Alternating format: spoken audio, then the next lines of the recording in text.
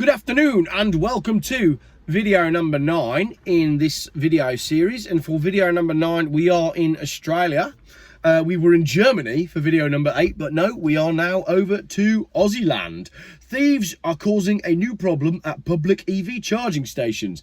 The Australians, they're a bit slow, aren't they? They're always a little bit behind. They're too busy having barbecues and going surfing and running kangaroos over in their 10-lorry long road trains. They've been too slow on the uptake of people stealing cables from electric car charging points, which is ironic because the Australian colony was originally thieves that were sent over from the UK, but at that point we didn't have electric car charging points, so I guess they haven't had the crime yet, but they've got it now. There's not much copper in electric vehicle chargers, but that isn't stopping thieves from raiding stations for the metal. Automotive News reports 129 charging cables were stolen from Electrify America charging stations in the first 5 months of the year, more than in the entire 2023 calendar year. So, electric charging cable theft is on the rise. Electrify America has one of the largest charging networks in the country and says cut cables cost them $2,000 to $4,000 to replace. So each one costs them $2,000 to $4,000. I'm not quite sure why this article is about Australia, but is launched by talking about America, but we'll carry on. It's even more detrimental to companies like EVgo, which are yet to be profitable. The company says vandalism has also increased at its stations. The US state of Washington has become a hotspot for the theft of copper from charge cables, with 89 cables cut from Electrify America locations there between January the 1st and July the 11th. However, thieves have also struck charges in other parts of the country, including southern states like Texas and Tennessee. But the issue isn't as prevalent in Australia. We see very little vandalism and copper theft is almost non-existent, said John Sullivan, CEO of ChargeFox, one of Australia's largest EV charging networks. Studies have shown Australians already have reservations about buying EVs due to the lack of reliable infrastructure, with one published by the Australian Automotive Dealer Association earlier this year, finding this was the second largest concern drivers had with EVs. Australia is a really big country. And I don't think in really big countries, you should have anything other than a diesel. Unless you've got a petrol, and petrol is freely available, like it is across most of Australia.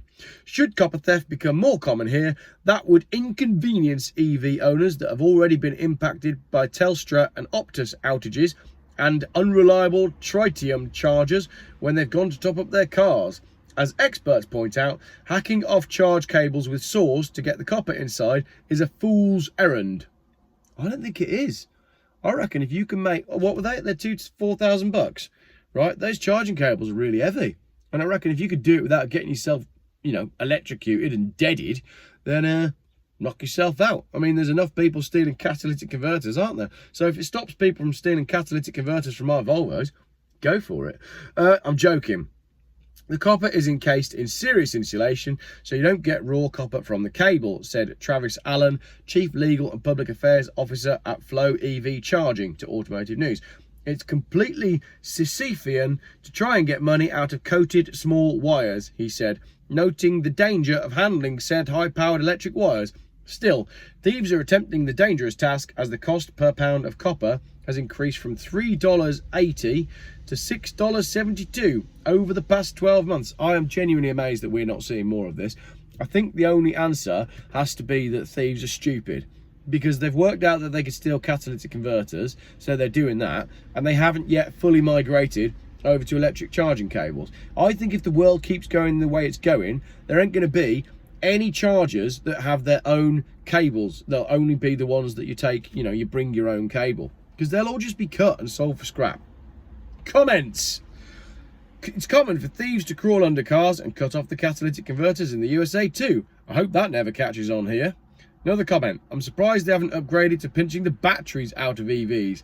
I read that some are easily removed, the Chinese ones that they swap over, and they're a lot more valuable than a catalytic converter. Imagine someone walking down the road with an EV battery on their shoulder that they just nicked from underneath a Chinese car. Someone says, regrettably, it does happen here, but fortunately not on the same scale as we see in some places overseas, like Birmingham. Another comment, never miss an opportunity for another problem with EVs headline. Yeah, someone's enjoying the there's another problem with EVs headline. Not a problem here, don't let that stop you. Anthony says, too bad, I think this is hilarious.